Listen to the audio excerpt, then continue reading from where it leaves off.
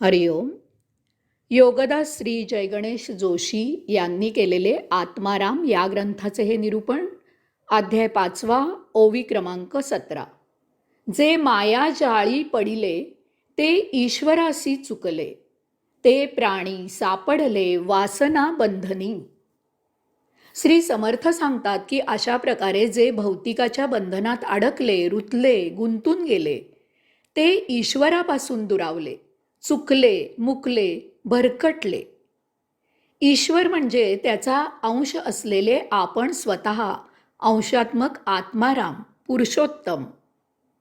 ओम असा परम महादिव्य ध्वनी होऊन आपल्यामधूनच निर्माण झालेली ही सृष्टीलीला केवळ अवलोकन करण्यासाठी, साक्षीत्वाने तिचा आस्वाद घेण्यासाठी, त्यामधून तिची अनुभूती घेण्यासाठी येथे देह धारण करून आपण वास्तव्य केले आहे.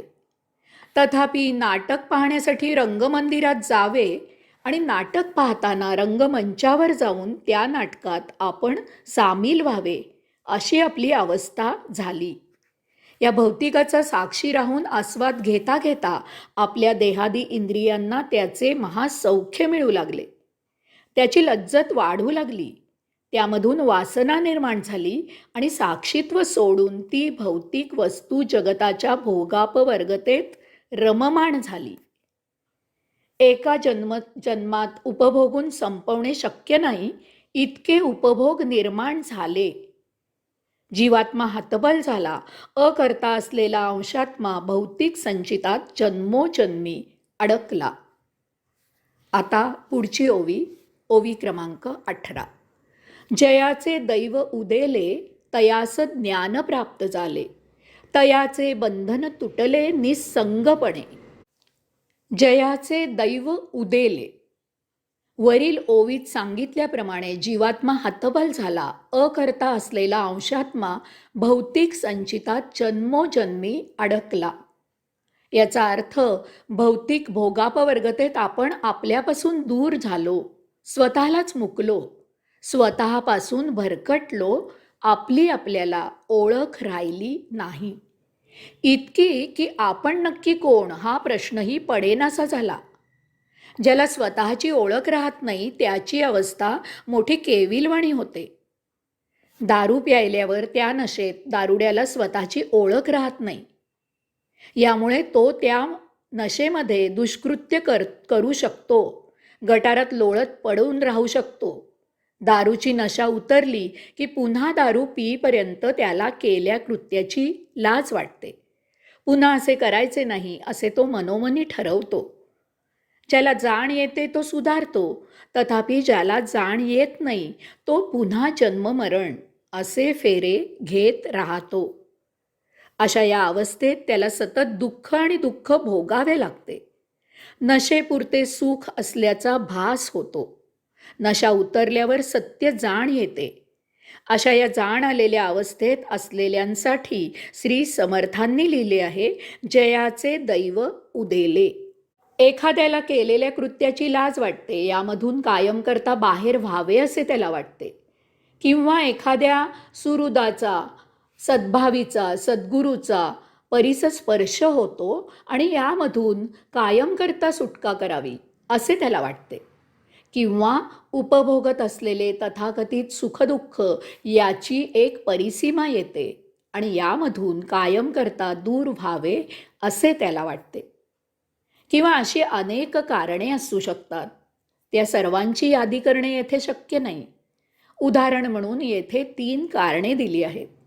तथापि हे कसे होते त्यामागील अध्यात्म जाणून घेण्यासारखे आहे.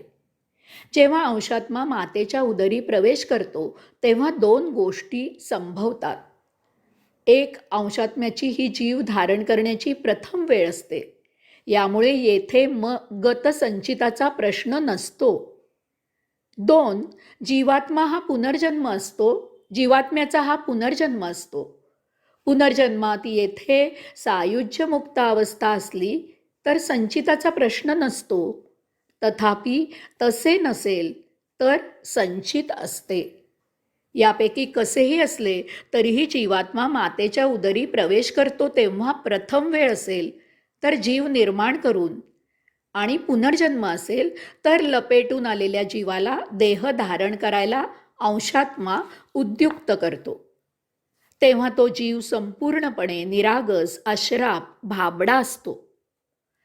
कारण प्रथम वेळ असेल तर बुद्धी, स्मृती, मन अद्यापि निर्माण झालेली नसतात आणि पुनर्जन्म असला तर लपेटून आलेली बुद्धी, स्मृती, मन अजून कार्यरत झालेली नसतात.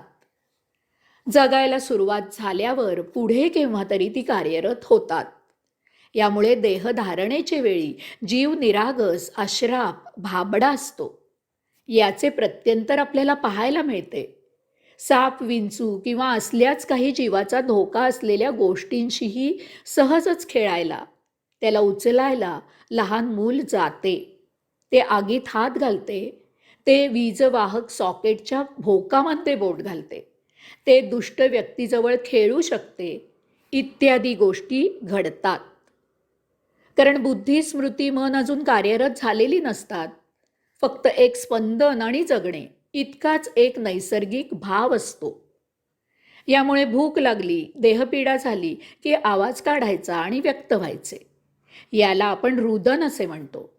जे कोणी पालन पोषण करते त्यालाही ते अनेक दिवस ओळखत नसते. तो वात्सल्याचा स्पर्श लक्षात राहायला काही महिने जावे लागतात. हा मुद्दा आणखी लांबवता येईल, परंतु तो सद्य विषय नाही. यावरून आपल्याला इतकेच माहीत करून घ्यायचे आहे की नैसर्गिकपणे आपण निरागस, अश्राप, भाबडे आहोत आणि म्हणून सदा मुक्त आहोत. सदा केवल स्थितीत आहोत. सदा कैवल्याने आनंदी आहोत. यामुळे काही ठराविक कालावधीनंतर एक विलक्षण गोष्ट आपोआप घडते. एखाद्याला केलेल्या कृत्याची लाज वाटते. यामधून कायमकरता बाहेर व्हावे असे त्याला वाटते. या अशा निरागस अवस्थेत अशी जाण आली तर असा याप्रमाणे प्रत्यक्ष आचरण करायला सुरुवात करतो. या सर्वामधून ज्ञानाने जाणून बुजून दूर होतो आणि त्याची आत्मयात्रा मार्गस्थ होते. किंवा एखाद्या सुहृदाचा, सद्भावीचा, सद्गुरूचा परिसस्पर्श होतो आणि यामधून कायमकरता सुटका करावी असे त्याला वाटते. या अशा निरागस अवस्थेत अशा प्रकारे परिसस्पर्श झाला की त्याप्रमाणे सत्संगाने त्याची आत्मयात्रा मार्गस्थ होते. किंवा उपभोगत असलेले तथाकथित दुःख, सुखदुःख याची एक परिसीमा येते आणि यामधून कायमकरता दूर व्हावे असे त्याला वाटते. हे जरा सविस्तरपणे समजून घेऊ. प्रथम एक उदाहरण पाहू. लहान मूल मित्रासमवेत खेळायला गेलेले असते. त्याची आई त्याला काही वेळानंतर हाक मारते आणि आता खेळ पुरे, घरी ये असे सांगते. ते मूल खेळात दंग असते आणि त्या नादात ते हो आलो असे म्हणते, परंतु प्रत्यक्षात घरी जात नाही. अशा प्रकारे आईच्या 2-3 वेळा हाका होतात आणि त्यानंतर त्या माऊलीचा तो सहनशक्तीचा वेळ संपतो आणि मग ती माऊली ते मूल जेथे खेळत असते तेथे जाते आणि त्याला हात धरून घरी घेऊन येते. याचप्रमाणे अंशात्मा एका ठराविक काळानंतर, एका ठराविक अवस्थेनंतर, एका ठराविक मर्यादेनंतर त्या जीवाची आत्मोन्नती होण्याची शक्यता नाही हे जाणतो. किंवा काही जीवात्म्यांची आत्मोन्नती झालेली असते आणि आता यापुढे त्यांना मानवी देही राहण्याचे प्रयोजन नसते. यामुळे अंशात्मा स्वतः पुढाकार घेऊन त्या निरागस, अश्राप, भाबडे असलेल्या अवस्थेत त्याला स्वतःमध्ये सामावून घेतो. त्यानंतर स्वतः देहत्याग करून आत्मारामात विलीन होतो. यात 2 प्रकार आहेत. एक, प्रथम जन्म घेतलेल्याचे बाबतीत फार क्वचित असे घडते की अशा जीवात्म्याने काही कारणाने मूलतःच आत्मोन्नती झालेल्या अवस्थेत देहधारण केलेला असतो. उदाहरणार्थ, एखादा पशु असा असतो की त्याला मानव योनी एक सोपस्कार म्हणून स्वीकारावी लागते. तो गतसंचिताच्या नियमाप्रमाणे मुक्त असतो. यामुळे व्यवस्थापनाचा एक भाग म्हणून तो मानवयोनी ही एक पायरी चढून मुक्त होतो. किंवा असेही घडते की काही जीवात्मा देह धारण करतात, तथापि त्यांचे संचित असे काही असते की त्यांना प्रत्यक्ष जीवन जगायची गरज नसते. अन्य काही कारणाने, उदाहरणार्थ एका स्त्रीला मातृत्व बहाल करणे इतक्याच मर्यादित हेतूने त्यांचा जन्म झालेला असतो. असा जीवात्मा मुक्तच असतो आणि यामुळे अशाला अंशात्मा जीवन सुरू होण्याआधीच स्वतःत सामावून घेतो. वरती खेळाचे उदाहरण दिले त्याप्रमाणे जीवात्म्याला लटकलेले बुद्धी, स्मृती, मन अशा काही अवस्थेत असतात की त्यांनी कितीही जन्म घेतले तरी त्यांची आत्मोन्नती अशक्य असते. ते दर जन्मी फक्त जगाला छळायचा उद्योग, उदाहरणार्थ पूतना, कंस, शिशुपाल, रावण हे असे जीवात्मे होते. यास्तव आत्मारामाने त्यांना आपणहून पुढाकार घेऊन स्वतःमध्ये सामावून घेतले. यालाच येथे श्री समर्थांनी जयाचे दैव उदेले असे म्हटले आहे. हरिओम.